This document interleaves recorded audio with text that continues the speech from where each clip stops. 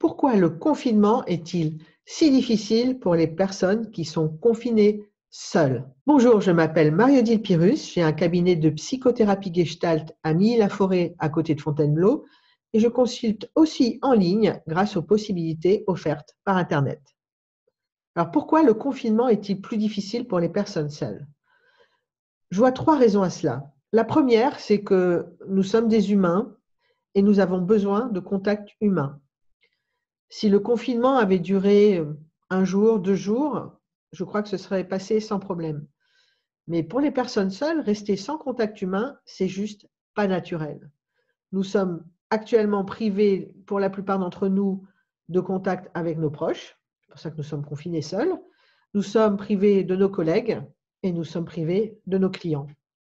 Et donc, si vous êtes comme moi, vous voyez strictement personne de toute la journée, jour après jour.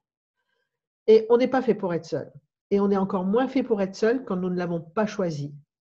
La solitude peut être une grande amie quand elle est choisie, pas quand elle est imposée. Et là, c'est toute la différence. La deuxième raison, c'est que ce confinement, on ne sait pas combien de temps il va durer. Et donc, c'est un peu plus difficile parce que le cerveau aime bien gérer des certitudes. Le cerveau n'aime pas gérer des doutes. Le cerveau n'aime pas gérer l'incertitude. Actuellement, on n'a aucune idée si le confinement va durer 1 semaine, 2 semaines, 1 mois de plus, 2 mois de plus, personne n'en sait rien. Et ça, c'est pas facile.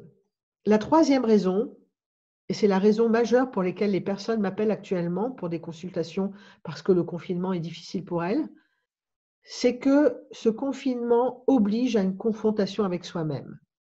Sans confinement, il est hyper facile de se distraire de soi par le contact des autres, par une activité extérieure, par aller dans l'extérieur, éviter ce qui se passe à l'intérieur.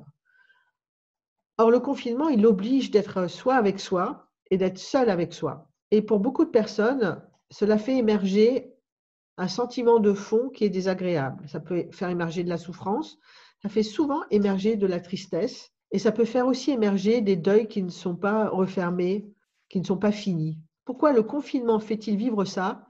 J'y vois une explication toute simple. C'est que ce confinement est lié à une pandémie, le Covid-19, et que ce Covid-19, c'est une maladie. Mais une maladie grave, puisqu'on le sait, on peut en mourir et le taux de mortalité est bien plus élevé que pour la grippe. Donc finalement, ce confinement ramène à la maladie. La maladie nous ramène à la possibilité de mourir, à la finitude, à notre finitude, et aussi à la finitude des autres, de nos proches, donc à nos deuils passés ou en cours ou à venir dont on a peur.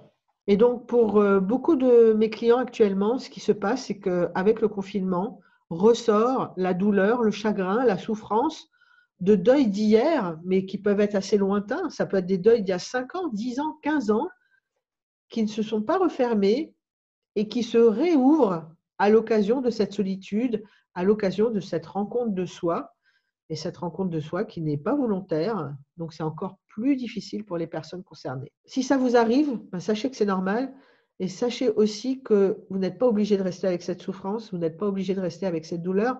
Il y a des processus d'accompagnement du deuil, qui permettent de ne plus souffrir. Je sais qu'il y a beaucoup de gens en deuil qui pensent que ça leur fera toujours mal, qu'avoir perdu un de leurs proches, un enfant, un parent, un frère, une sœur, ça leur fera toujours mal. Ça leur fera toujours mal si le deuil n'est pas clos.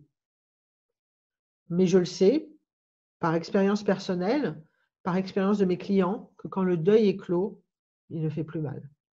Alors, c'est un peu comme chez le dentiste. Vous avez le choix de rester avec la souffrance de la dent qui fait mal, vous avez le choix d'aller chez le dentiste. C'est pareil en psychothérapie. Vous avez le choix de rester avec cette souffrance qui vous fait mal, vous avez le choix d'aller la soigner. Si ça vous intéresse, je consulte actuellement en ligne. Sachez que les thérapies en ligne, ça marche tout aussi bien que les thérapies classiques. Évidemment, c'est un peu différent, on n'est pas en face à face, mais ça fonctionne quand même. Et si vous n'êtes pas convaincu, je vous offre votre première demi-heure pour pouvoir voir si ça vous convient. De 2 choses l'une, soit il y a quoi que ce soit qui ne vous convient pas, et nous arrêtons là et vous ne devrez rien, soit ça vous convient et nous continuerons ensemble votre psychothérapie Gestalt en ligne pour commencer, et puis nous nous verrons évidemment de visu si vous êtes dans le coin de Milly-la-Forêt. Pour ceux que ça intéresse, cliquez sur le lien maintenant sous cette vidéo, et puis je vous dis à tout de suite de l'autre côté. Dans tous les cas, sachez que la souffrance n'est pas une fatalité. C'est exactement comme chez le dentiste, vous pouvez vous en délivrer. Et je vous souhaite, quel que soit votre choix, d'être dans votre vie libre et heureux. Pour ceux qui ont envie de démarrer un travail sur soi, je vous dis à bientôt de l'autre côté.